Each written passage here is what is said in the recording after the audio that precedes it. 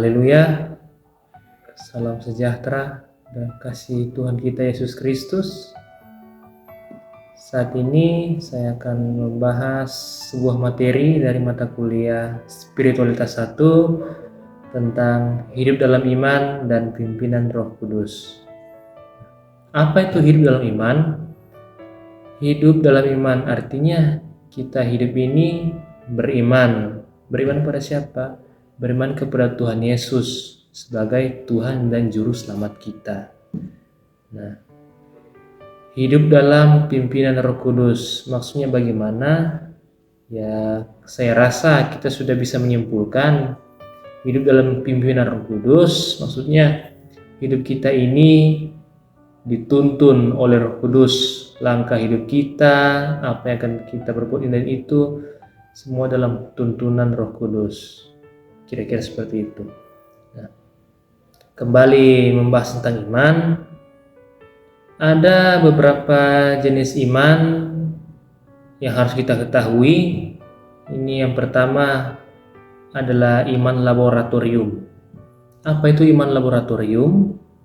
Iman laboratorium itu seumpama bisa dikatakan sebagai seorang yang mempunyai iman laboratorium ini dia taat namun karena disupport oleh lingkungan. Jadi contoh dia sedang ada di sebuah sekolah Alkitab. Di sekolah Alkitab itu dia akan diatur untuk berdoa, melakukan kegiatan-kegiatan kerohanian. Nah, dia sedang disupport oleh sekolah Alkitab itu. Jadi imannya itu bertumbuh karena disupport oleh lingkungannya. Lalu yang kedua saya catat di sini iman altar call atau iman yang meledak-meledak. Iman yang seperti ini biasanya kalau di ibadah-ibadah dia kalau menyembah Tuhan pasti meledak-meledak. Haleluya, puji Tuhan, kami meninggikan nama-Mu ya Tuhan. Dia meledak-meledak gitu. Tapi saat sudah selesai dari ibadah itu, sudah dia kembali kepada yang lama. Meledak-meledaknya saat di ibadah saja. Nah, itu yang saya catat di sini, yaitu iman altar call. Lalu yang berikutnya iman iblis atau iman setan. Nah, setan ataupun juga iblis itu mempunyai iman, saudara. Jangan kita pikir setan atau iblis itu tidak beriman. Salah, saudara. Mereka itu juga mempunyai iman. Itu kalau di Alkitab itu ada sebuah kisah tentang Yesus pergi ke daerah Gadara. Ada seorang yang kerasukan setan. Itu mereka melihat Tuhan Yesus dan tiba-tiba mereka langsung sujud. Ini orang kerasukan ini, tapi dia sujud di bawah kaki Yesus. Nah, setan yang berada dalam tubuh orang ini berkata kepada Tuhan Yesus, "Janganlah hukum kami karena belum waktunya." Artinya, setan ini tahu bahwa dia akan dihukum. Dan kita bisa simpulkan, setan ini tahu firman Tuhan. Dia mempunyai iman. Namun, setan ini mengetahui iman, dia kritis tapi tidak praksis. Lalu iman setan ini munafik.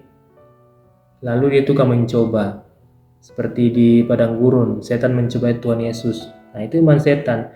Nah, kiranya iman-iman ini jangan ada dalam kehidupan kita ya, saudara ya.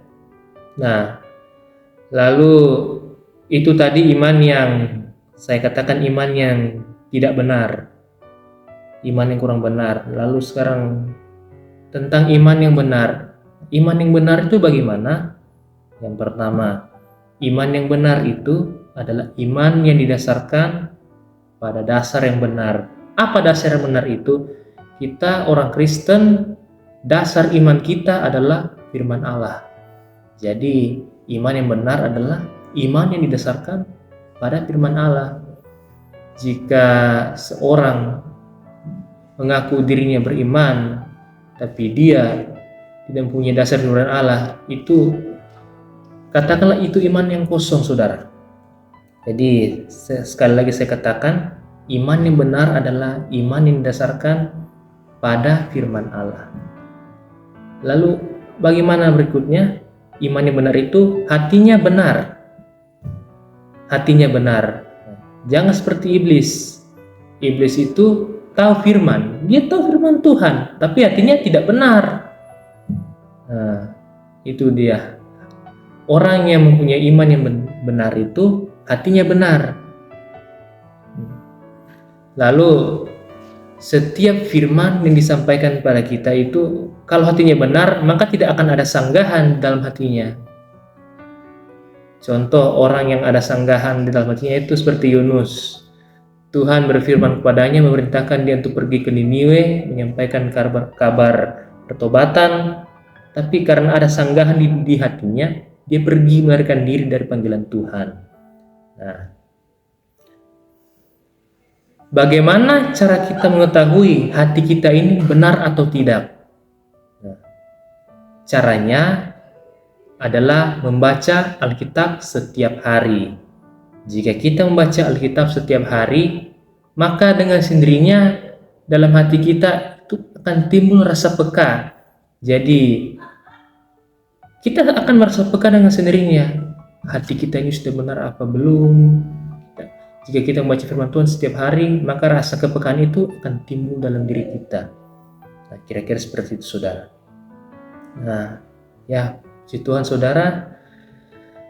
Materi hidup dalam iman dan pimpinan Roh Kudus saya tibakan sampai di sini. Mohon maaf jika ada kesalahan kata.